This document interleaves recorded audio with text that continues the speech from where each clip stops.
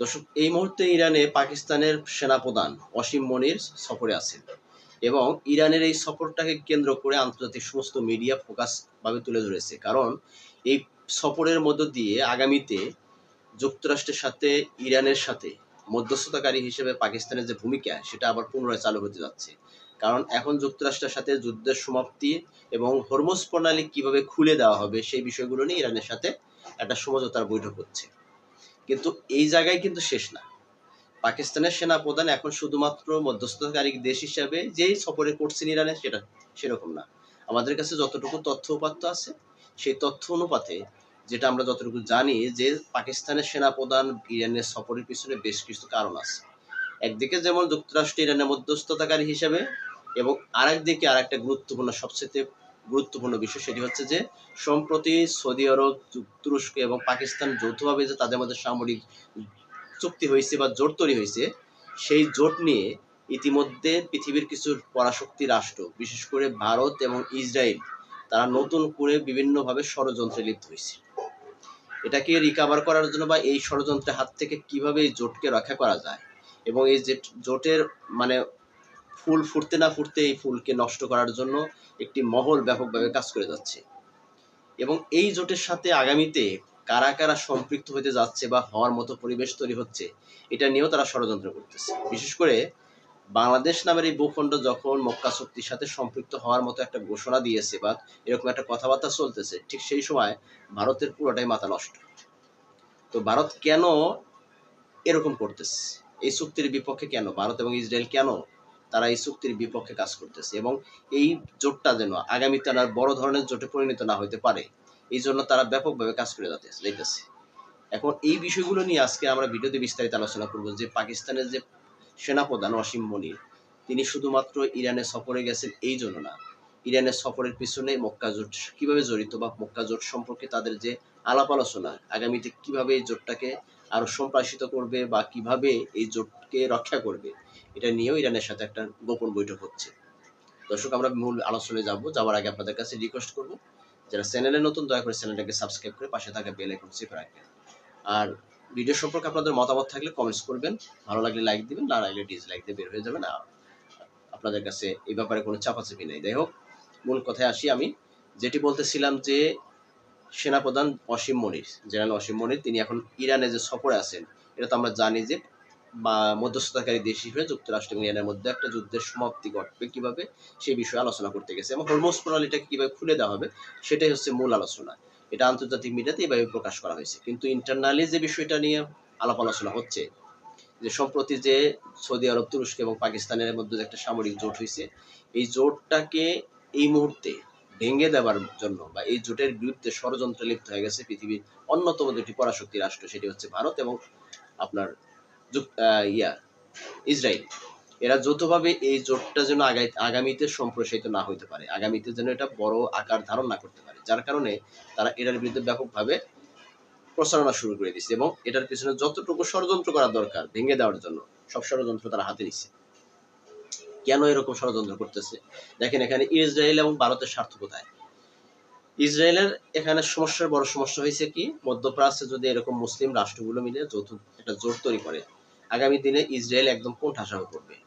কারণ এই জোটের অন্যতম মূল যে থিমটা সেটা হচ্ছে যে কোনো রাষ্ট্রের উপরে সামরিক হস্তক্ষেপ হইলে বাকি রাষ্ট্রগুলো যৌথভাবে সেই রাষ্ট্রকে প্রোটেক্ট করবে। অর্থাৎ তাদের ভেবে নিতে মানে এরকম থিম হচ্ছে যে কোনো একটি রাষ্ট্রের উপর হামলা হলে ভেবে নিতে হবে যে প্রত্যেকটা রাষ্ট্রের উপর আক্রমণ হয়েছে। তো এই পরিস্থিতির মধ্যে দিয়ে যদি এই জোটটা স্বয়ংসম্পূর্ণ হয়ে যায়, বাস্তবায়িত হয়ে যায় সকল কিছু মিলে, তখন ইসরায়েল ইচ্ছা করলেই মধ্যপ্রাচ্যের যে কোনো দেশের উপর ফুট করে আক্রমণ করা বা তাদেরকে চাপিয়ে দেওয়ার মতো কোনো পরিবেশ তৈরি করতে পারবে না। তখন সমস্ত রাষ্ট্রগুলো যৌথভাবে ইসরায়েলের বিপক্ষে অ্যাকশনে যাবে।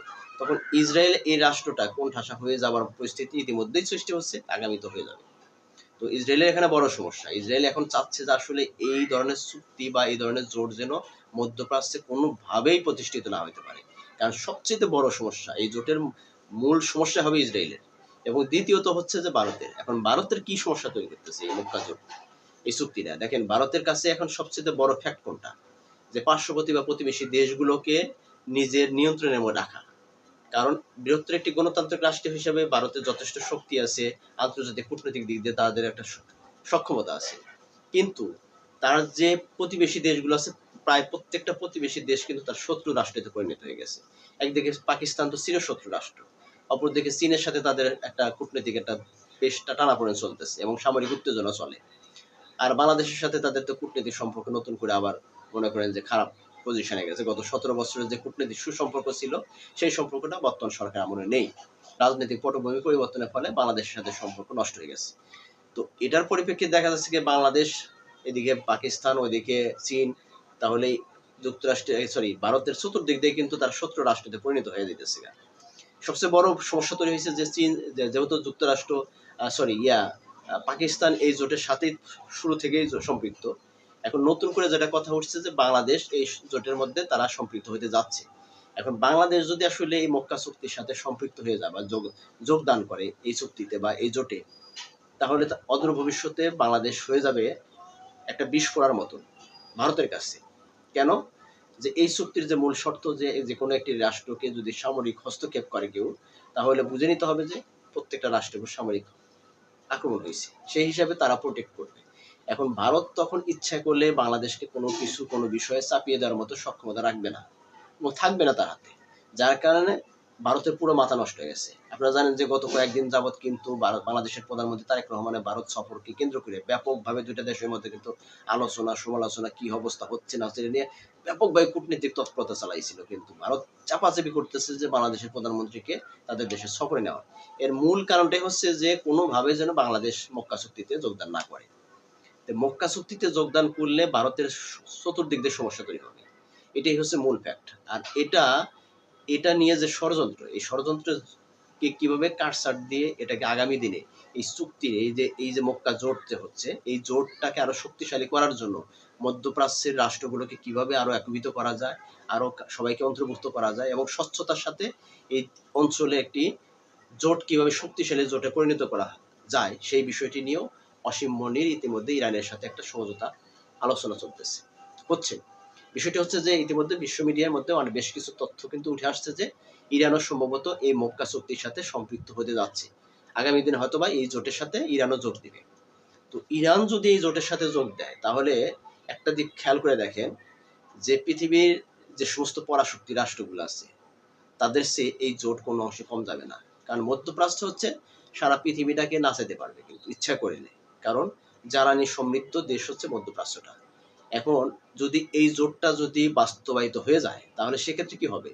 মধ্যপ্রাচ্যর ইশারায় বা মধ্যপ্রাচ্যের যে কথায় প্রায় প্রত্যেকটা রাষ্ট্রের কিন্তু সেভাবেই আগামী দিনে চলাচল করতে হবে। কারণ এই জোটের বিরুদ্ধে অ্যাকশনে গেলে তাহলে সকলেরই সমস্যা তৈরি হবে।